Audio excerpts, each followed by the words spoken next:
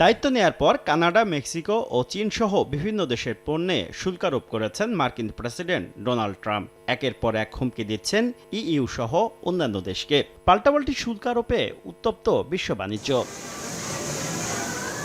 বর্তমানে একক দেশ হিসেবে বাংলাদেশের জন্য তৈরি পোশাকের সবচেয়ে বড় বাজার যুক্তরাষ্ট্র। গত জানুয়ারিতে এই বাজারে তৈরি পোশাক থেকে আয় $80 কোটি, প্রবৃদ্ধি প্রায় 46%।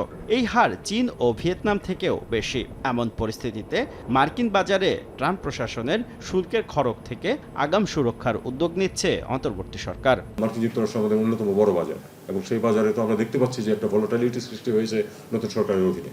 তারা বিভিন্ন দেশের ক্ষেত্রে কিন্তু সিদ্ধান্ত নিচ্ছেন ডিউটি আরোপের, আমাদের ক্ষেত্রে এখনো নেননি। আমরা একটা জিনিস চেষ্টা করছি যে তুলা আমদানির উৎস হিসাবে মার্কিন যুক্তরাষ্ট্রকে আনা যায় কিনা, তারা যেন খানিকটা সুবিধা পান, পেলে আমাদের বিরুদ্ধে কোনো ব্যবস্থা নিতে তারা দ্বিধা করবে। রাজধানীর পল্টনে ইআরএফ আয়োজিত সেমিনারে অন্তর্বর্তী সরকার নিয়ে ভারতীয় গণমাধ্যমের লাগাতার মিথ্যাচারে ক্ষোভ প্রকাশ করেন পররাষ্ট্র উপদেষ্টা। আজকে বাংলাদেশের যে বিশ্বব্যাপী যে বদনামের চেষ্টা বর্তমান সরকার দায়িত্ব নেওয়ার পর থেকে অধিকাংশই মিথ্যা, আপনারা জানেন সেটা।